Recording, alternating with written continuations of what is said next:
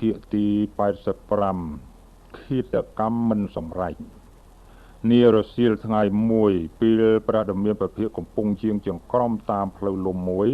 នៅលើភ្នំកិច្ចកោដ្ឋស្រាប់តែព្រះអង្គឮសម្រែកអំពីក្រោយខ្នងព្រះអង្គមកថាកិច្ចព្រះអង្គកិច្ចដុំថ្មបុកពីក្រោយខ្នងឥឡូវហើយ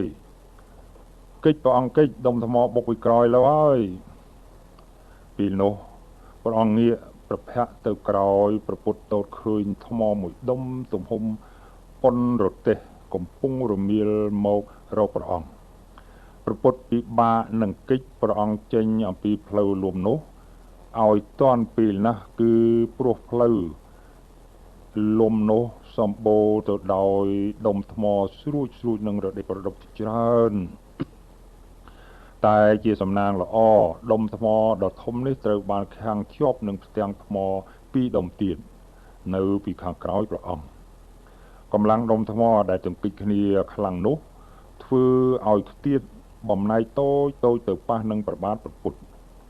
ព្រះលោហិតបាញ់ចេញអំពីមុខរបួសយ៉ាងខ្លាំងធ្វើឲ្យប្រឡាក់ស្បង់ជាពណ៌អស់ពេលព្រះអង្គតតប្រណេតទៅឯខាងលើកំពូលភ្នំស្រាប់តែព្រះពុទ្ធទ្រង់តតឃើញមនុស្សម្នាក់កំពុងរត់គេច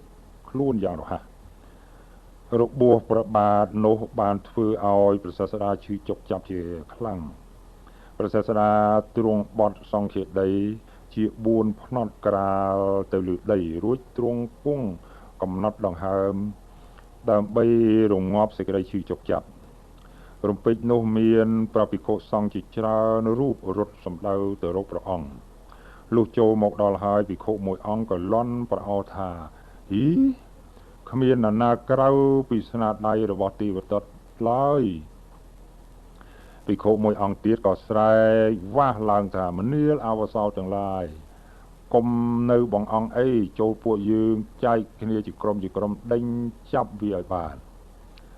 សូមអវសោខ្លះនៅជួយព្យាបាលនឹងការពារព្រះដ៏មានព្រះភិក្ខក្នុងទីនេះចុះតោះពួកយើងចេញទៅខាងនោះកុំឲ្យខាតពេលទាន់ណាចុះភិក្ខុសង្ឃទាំងឡាយនាំគ្នារត់ចេញជារង្វង់ស្នែងក្របីពត់ជុំវិញចង្កេះភ្នំនិងស្រែកជាសំឡេងគឺគិតកងរំពងឡើងកាលព្រះដ៏មានព្រះភិក្ខតូចឃើញដូច្នោះក៏ទ្រង់ត្រាស់ហាមឃាត់ថាមនាលភិក្ខុទាំងឡាយអ្នកចូលកុំនាំគ្នាស្រែកគិតកងយ៉ាងដូចនេះអីគ្មានអ្វីអាចធានាដល់សំឡេងបែបនឹងឡើយបុគ្គលណាព្យាយាមសម្រាប់តថាគតសេចក្តីព្យាយាមរបស់បុគ្គលនោះមិនមែនជាហេតុមិនមែនជាឱកាសគួរធ្វើបានឡើយព្រោះថាព្រះតថាគតទាំងឡាយលោកមិនដែលបរិនិព្វានដោយសេចក្តីព្យាយាមសម្រាប់របស់អ្នកដទៃឡើយមនាលអានន្ទចូលអ្នកប្រើសាមណេរជនទៅអញ្ជើញគ្រូពេទ្យជីវកៈឲ្យតថាគតបន្តិចក្នុងពេល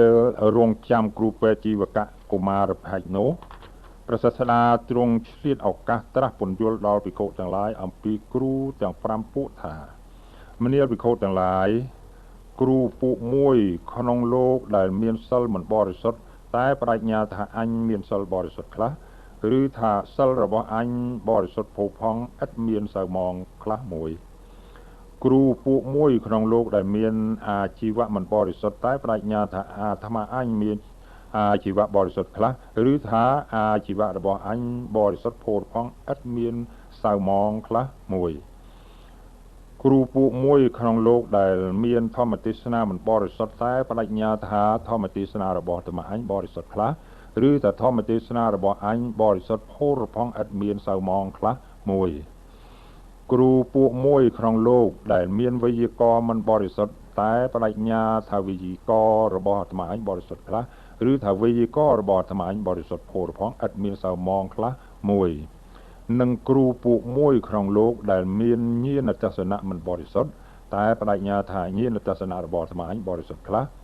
ឬថាញាណទស្សនៈរបស់អញបរិសុទ្ធផូរផង់ឥតសៅមងខ្លះមួយមនាលភិក្ខុទាំងឡាយសាវកទាំងឡាយតែងតែរក្សានៅគ្រូបែបនេះដោយសិលមួយអាជីវៈមួយធម្មទេសនាមួយវេយ្យាករណ៍មួយនិងញាណទស្សនៈមួយ រីឯគ្រូបែបនេះក៏នឹកសង្ឃឹមនៅការរក្សាអំពីសាវករបស់ខ្លួនដោយសិលមួយអាជីវៈមួយធម្មទេសនាមួយវិយាករណ៍មួយនិងញាណទស្សនៈមួយវិញដែរមនាលភិក្ខុទាំងឡាយបើយើងប្រាប់រឿងនេះដល់ពួកក្រហមលោកនឹងមិនគប់ចិត្តទេបើរឿងនោះមិនគប់ចិត្តលោកហើយយើងនឹងទៅហាមឃាត់លោកមិនបានព្រោះហេតុកំពុងតែរាប់អានយើងព្រោះហេតុតែលោកកំពុងតែរាប់អានយើងដោយជ័យវរបណ្ឌបាតសេនាសនៈនិងគិលានភិសច្ចបច្ច័យប្រសិនបើលោកធ្វើកម្មណាហើយលោកនឹងប្រកាសដោយកម្មនោះមិនខានមិនយូរប៉ុន្មានគ្រូពេទ្យជីវកៈក៏ចូលមកដល់ព្រះពុទ្ធទ្រង់ត្រាស់នឹងភិក្ខុទាំងឡាយថាមនាលភិក្ខុទាំងឡាយចូលណាក់វិលទៅកាន់វិហាររៀងខ្លួនវិញចុះព្រោះព្រះតថាគតទាំងឡាយមិនត្រូវការបុគ្គលរសាព្រះអង្គទេភិក្ខុទាំងឡាយគោរពតាមព្រះបំណងរបស់ព្រះសាស្តាគ្រូពេទ្យជីវកៈពឹងភិក្ខុឲ្យជួយសែងព្រះពុទ្ធដោយអង្រឹងស្នែងចុះទៅកាន់ចំការស្វាយរបស់លោកនាជើងភ្នំកិច្ចកោនេះដើម្បីងាយស្រួលដល់ការព្យាបាលក្នុងរយៈពេលតែ3ថ្ងៃប៉ុណ្ណោះដំណឹងនៃការប៉ងធ្វើឃាតព្រះសម្ពុទ្ធក៏ត្រូវបានលេចលឺដល់ត្រចៀកប្រជាពលរដ្ឋទូទាំងទីក្រុងប្រជាពលរដ្ឋក៏មានសេចក្តីតក់ស្លុតនិងស្រងាក់ចិត្តគ្រប់គ្នាលើសពីនេះទៅទៀតគេបានទាំងលឺដំណឹងថាព្រះបាទព្រហ្មវិសាលទ្រង់សុគតផងមិនដឹងជាដំណឹងចេញតាមប្រភពណាទេប៉ុន្តែប្រជាពលរដ្ឋបានដឹងថាព្រះបាទព្រហ្មវិសាលទ្រង់សុគតដោយការចាប់ឃុំបង្អត់អាហារនៅក្នុងពន្ធនាគារប្រជាពលរដ្ឋមានការឈឺចាប់យ៉ាងខ្លាំងចំពោះអំពើយងខ្នងនិងអយុត្តិធម៌បែបនេះប្រជាពលរដ្ឋម្នាក់សម្លឹងទៅកាន់ភ្នំកិច្ចកោដ្ឋក្នុងនាមជានិមិត្តរូបនៃការតស៊ូទប់ទល់ខាងផ្លូវចិត្តក្នុងពេលដែលគេកើតទុក្ខខ្លាំងចំពោះព្រះជាក៏គេបង្កើនសេចក្តីស្រឡាញ់កាន់តែខ្លាំងចំពោះព្រះសម្ពុទ្ធដែរការដែលព្រះពុទ្ធជ្រើសរើសយកការមិនតបតចំពោះព្រឹត្តិការណ៍ទាំងអស់នោះរឹតតែធ្វើឲ្យប្រជាពលរដ្ឋយល់ច្បាស់នៅព្រះអធ្យាស្រ័យដ៏បរិសុទ្ធរបស់ព្រះអង្គ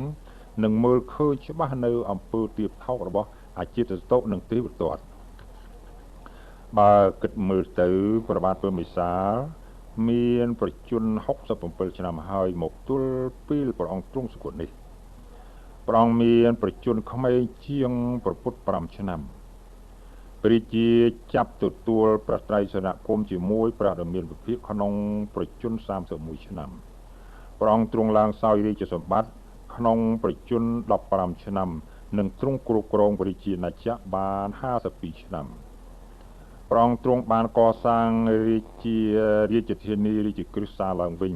បន្ទាប់ពីត្រូវបំផ្លាញដោយអគ្គិភ័យម្ដងរួចមកក្នុងរាជអំណាចរបស់ព្រះអង្គនគរមគធបានសុខសន្តិភាពជារៀងរហូតលើកលែងតែចម្បាំងតូចមួយជាមួយនឹងនគរអង្គរព្រះបាទព្រហ្មទត្តសោយរាជសម្បត្តិក្នុងនគរអង្គរបានចាញ់សង្គ្រាមក៏សុខចិត្តដាក់នគរអង្គរទាំងមូលជាចំណុះនគរមគធទៅ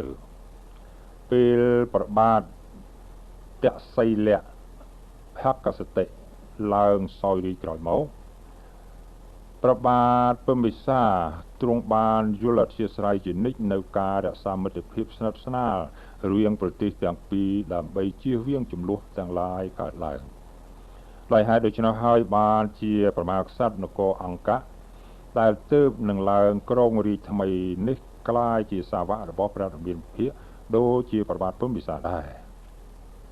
ព្រះបាទព្រហ្មវិសាលទ្រង់ជ្រាបជានិច្ចនៅការរក្សាចំណងមេត្រីភាពជាមួយព្រះជាណាចក្រជិតខាងព្រះអង្គបានរៀបអភិសេកជាមួយអ្នកអម្ចាស់ក្សត្រី